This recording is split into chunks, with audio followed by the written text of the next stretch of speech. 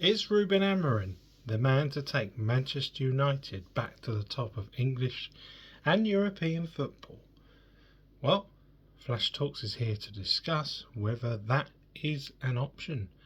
Are we able to get back to those dizzy heights of being the best in the country and in the world? Welcome along, folks. Please like the video as you're here and made the effort to watch, and please comment below what you think of Manchester United's latest managerial appointment in Ruben Amorim. Now, I've had to do many takes for this video because I keep saying his name wrong. Erik ten Hag was, or Hag was the only issue. It was either Hag or Hag. Ruben's easy. Amorim. I've known many people that have struggled to say his name, but he's here. Not quite. In a week's time, Monday, Remembrance Day, he is officially the Manchester United head coach.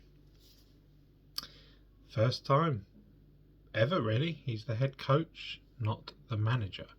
So we'll see what all that brings. Now, I'm going to quickly sum up today's game.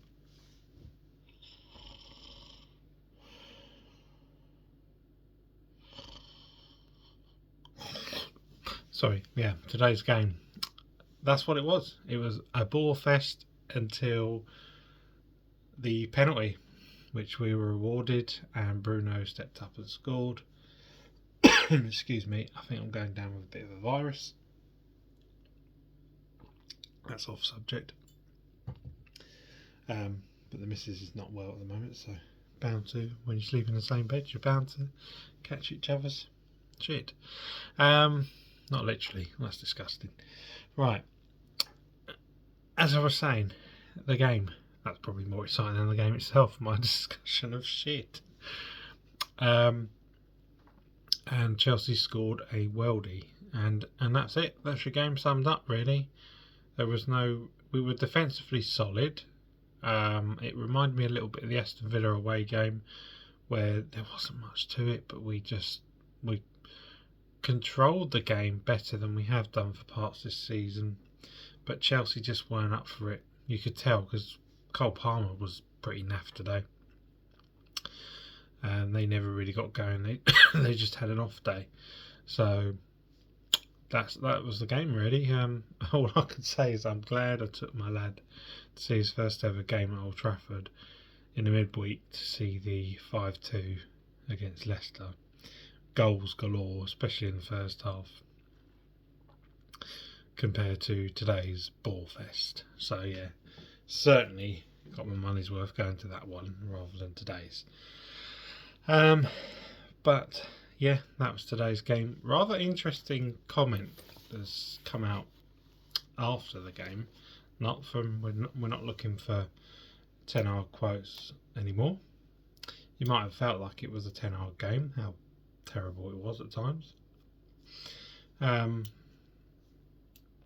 But Bruno, after the game, has apparently come out and said that basically he has personally spoke to Ten Hag and offered his apologies that he's the one that had to go, and he said that it's much easier to remove a manager than it is to remove 15 players, or whatever he said. I haven't actually got the official quote by me, but I saw that floating around and I thought, wow, that's interesting. Now, I remember when Ollie's last game, Watford, Bruno was there to the fans saying, no, please, blame us. You know, we have to take this blame. It's not just Ollie, it's us as well. And he's done exactly the same here. I don't know how I feel about the comments. I suppose he's spot on. The players do deserve to take criticism for this, and I'm really hoping with performances like today, the whole player FC crap will stop, because you can't really get out there and support a particular player. there isn't any superstars in this Manchester United team. We have some decent players, but we have to collectively get behind the team, get behind the new coach, and be patient with it. And I mean patient. So that's basically the game summed up. I'm now going to move into my thoughts on Amorim. Sorry, I'm going to have quite a few sips of drink. So much has been said in the last week, and I've sort of been processing it all of what a mad week it's been, really.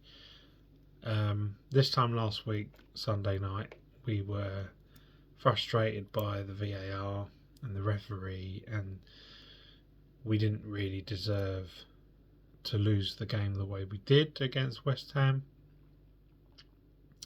And that was our main vocal talking point to Monday morning, bang, Ten Hag's gone. Wow.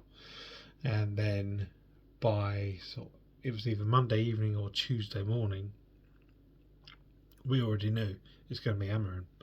All the speculation was squashed quickly. The bookies' odds out there for who's going to be next squashed quickly. And I liked it. I liked the fact that they had this plan in place to just get on with it. Where do I sit in things now as a fan personally? I was so heavily invested in Ten Hag when he first came in, and it wasn't until the Tottenham game where I thought, yeah, this is not it for me. And it seems like that was the same for the ownership structure.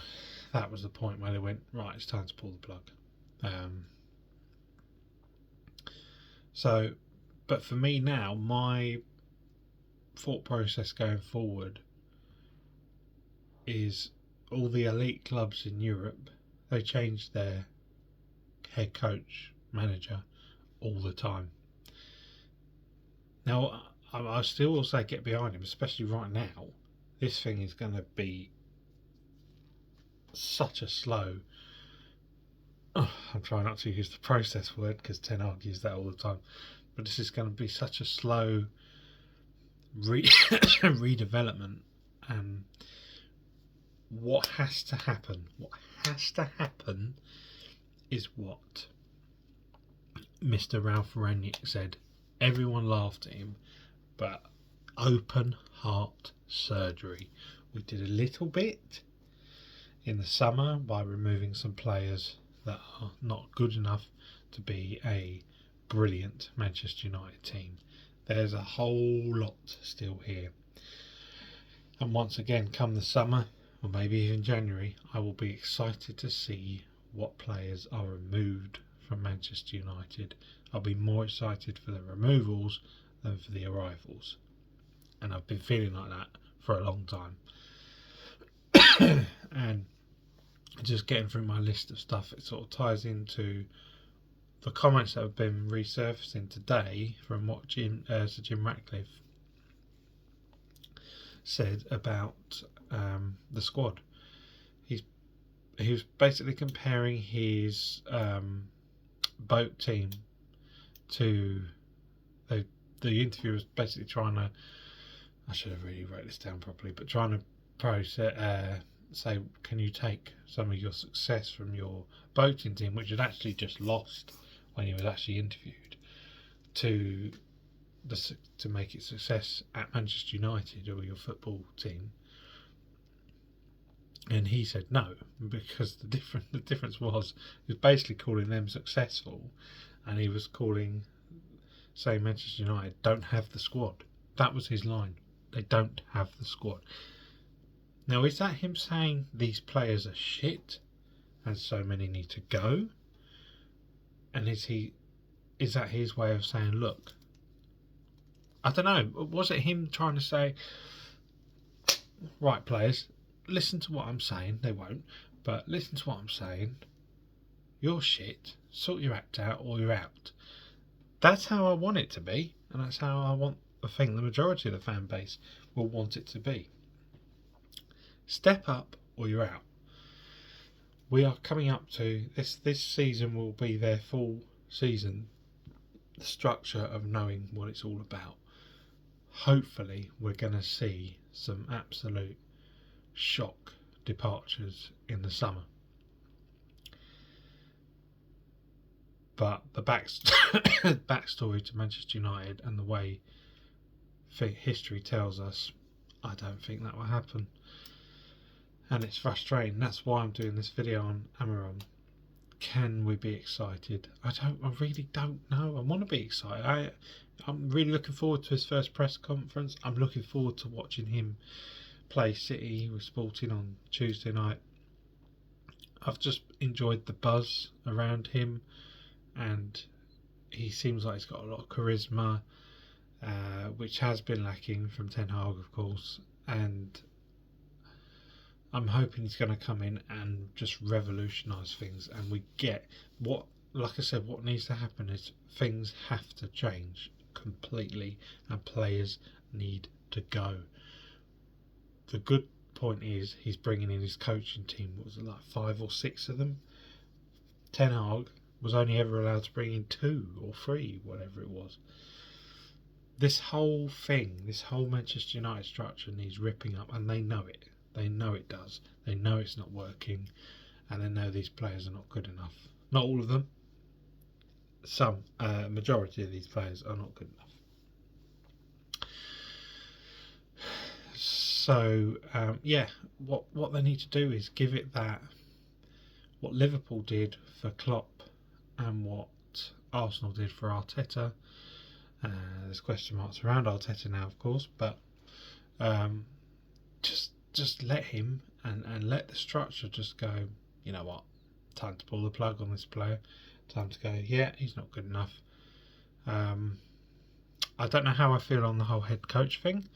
It's sort of a bit nerve-wracking. Is he going to have a say on the transfers? You would think he would still, but not the final say, of course, which I'm okay with if these guys above him know what they're doing, because the blame will go to them now, and I hope they're ready for that blame if they bring in shit players. The jury's out on players like Xerxes. Who was that signed off on? Was that Ten Hag? Was that them? You've got to give him time, of course. It's his first season and we're only a few months into it, but at the moment it does not look good for him.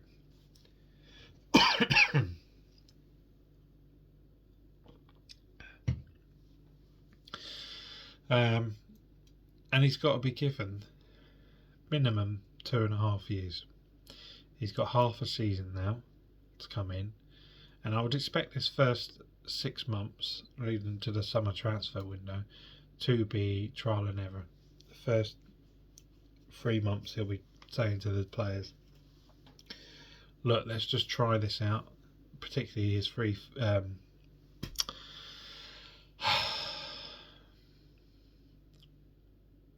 sorry, I've lost my train of thought.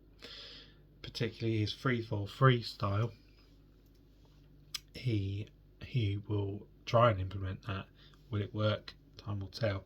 But he's going to have a bit of time and patience to just go, you know what, let's play around with this a bit. Let's try and see what you lot are about. And then when we get to, assuming we do, get to the latter stages of the Europa League, then he can start really going, right, come on guys, let's step it up. Now let's proper go for it. We're in the chance of winning this trophy and getting into next season's Champions League. Because where we stand right now, I don't know if we're going to make the top 4. The only saving grace for us is the Premier League is so unpredictable right now. If we had won today, we'd only be 4 points behind Arsenal. And you know, just a mere few weeks ago, everyone was talking about, is this it? Is this Arsenal's season to win the league? Everything's just blown wide open lately. Nottingham Forest are third. You just couldn't predict what's happening. So yes, we've been shit this season, but nobody's really going 4 or 5 to even look at Aston Villa today. They've been brilliant under. Oh God, I'm really feeling crap.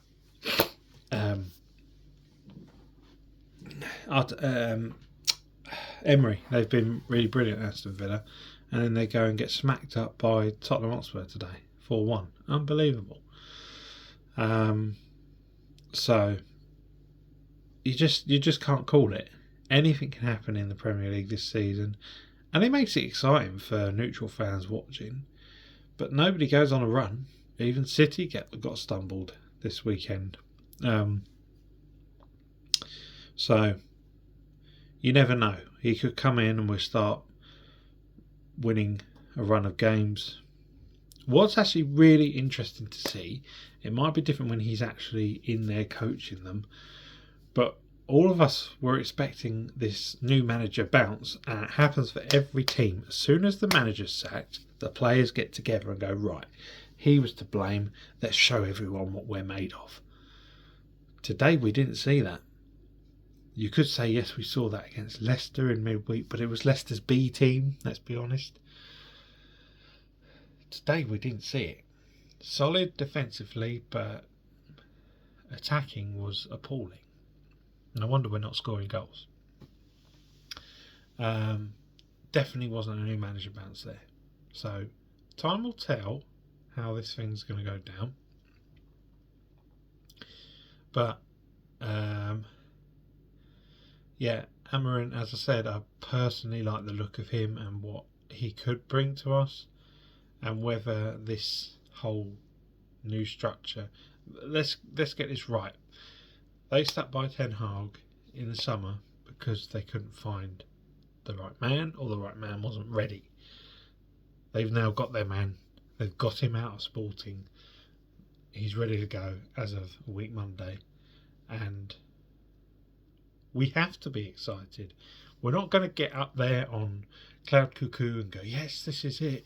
We're United are back. We're not going to do a Rio Ferdinand and go, give him all the fucking money he wants. Give him the transfer. Yeah, that's it. Let's calm. Let's wait. Let's be patient with it. It could actually get a lot shitter before it gets better. My personal thoughts for the season, I would be right now looking at this team, I would be delighted if we finish top 6. Get 6th spot, get Europa League again next season.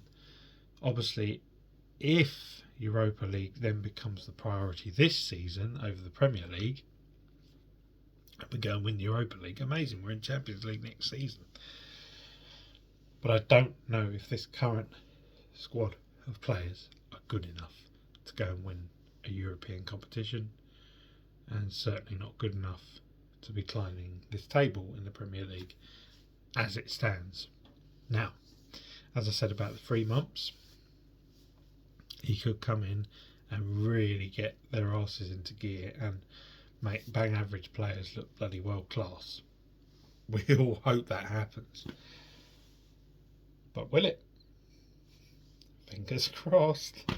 But it's all if buts and maybes. Time will tell. I could go into transfers and things like that, but what's the point? We're a while off the January transfer window, and certainly a while off the summer. I think what's blatantly clear is we're going to have to sell to buy. If he's going to bring in his star man, is it Cucurella? Again, it's another name I struggle with, who was absolutely stunning in midweek. Friday night, wasn't it? Friday night. He's just ripping it up in Portugal. He's clearly going to leave. My mate said he might leave in January. Would he though? But we'll snap him up if we can. That's if another club hasn't come in for him before in January. But I think Sporting will definitely try and keep him for the rest of the season, because they've already lost their head coach, who they absolutely adored. So to go and lose their top striker as well would be devastating for them. So I can't see anything really happening till the summer wise. We could sell the likes of Anthony in January, and maybe Victor Lindelof, whatever his fucking name is.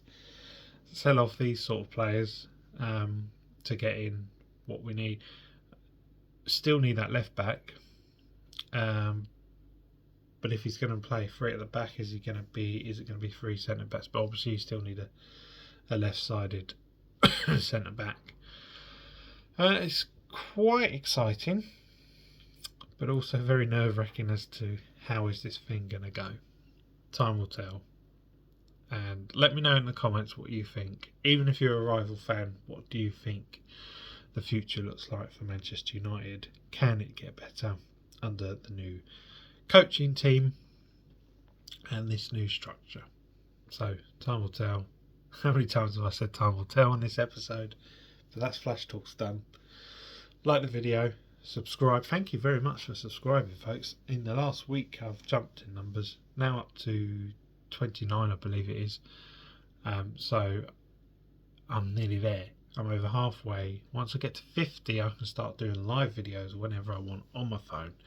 That would be amazing, because my quality of my laptop, my wife's laptop actually, so she doesn't quite like it when I go and borrow her laptop to do this stuff. I'll just be able to go, if we get breaking news or whatever, get on the phone, done, get it done there and then. So that'd be really nice. Spread the word, Flash Talks. Just get the subscription up to 50. The aim is 50. Anything beyond that is wonderful. And then YouTube will let me go live.